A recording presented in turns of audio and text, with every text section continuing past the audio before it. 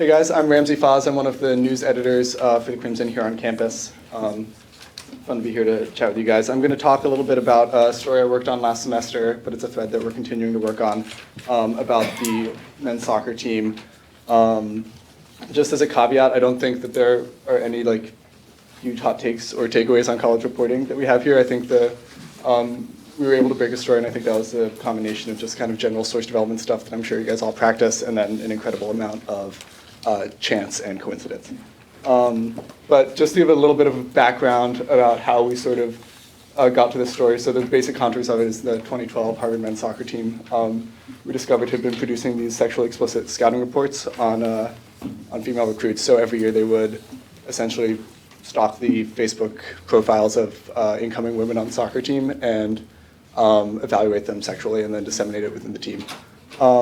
So the way we kind of came across this was I was working on my original beat, which is about final clubs. Final clubs are these weird fraternity/sorority type organizations that are specific to Harvard. And last spring I was working on covering those, and Harvard recently has tried to push them off campus, so that was sort of the meat of the stuff I was covering. But we'd heard a rumor about a certain final club and sort of something that had happened during their initiations. And so for months we'd been kind of trying to develop sources on that, look into that. And so I would pretty regularly Google the names of people who used to be in clubs to try to find their contact information.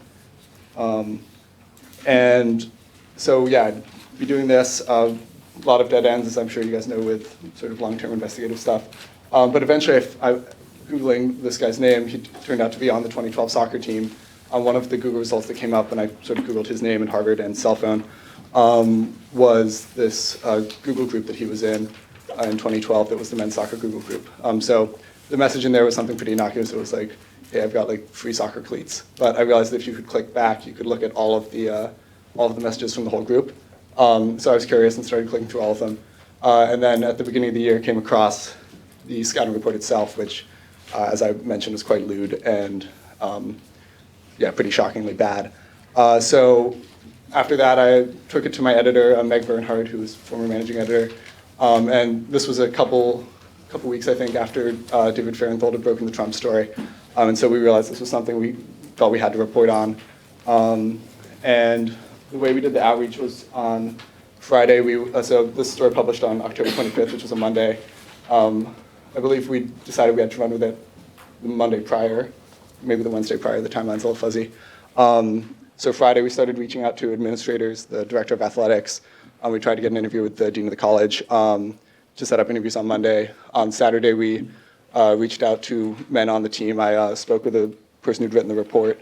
Then on Sunday we notified the women themselves who were mentioned in the report, none of whom we mentioned by name in the article, but we notified them that it was publishing. They had a lot of questions, obviously, for us. Then, on Monday we published.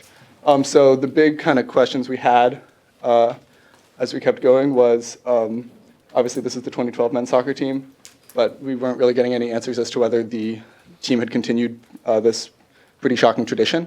So I think we have somewhere in here that folks declined pretty direct requests for comment on whether this had kept going. So we were trying to figure that out, and then we learned that Harvard's general counsel was investigating it. And we were pretty close. I think we were at two anonymous sources saying that they had continued to do the reports till 2016, but before we could get a third, Harvard itself found that the reports had continued through 2016 and canceled the entire season. So the big things here, though, were that because of this sort of reporting and because we were able to kind of keep up the pressure on whether there were continuous reports, a lot of folks started to come forward to us with pitches and stories about athletics. So shortly after that, we published this story about the cross-country team, which had a somewhat similar, although there were definitely some differences, practice that they'd engaged in. And then this semester, so as a result of this and people coming forward, we dedicated one reporter to kind of work on athletic investigations pretty exclusively, and that was able to produce this piece, which was kind of a more nuanced piece on this coach who has really divided opinion on the women's cross country team and who some people think is God's gift to coaching and who some people think is a terrible influence and should be fired. But let's see, yeah. Happy to answer any questions, et cetera.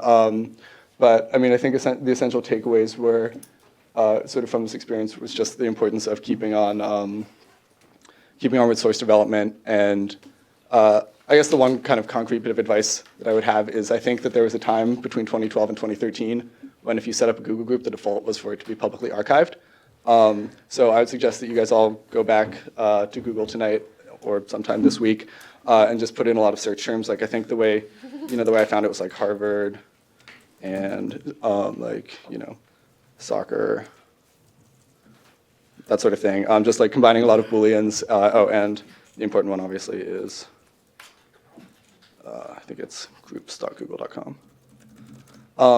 Because that was a way that we generated a lot of leads for not just this, but other reporting as well.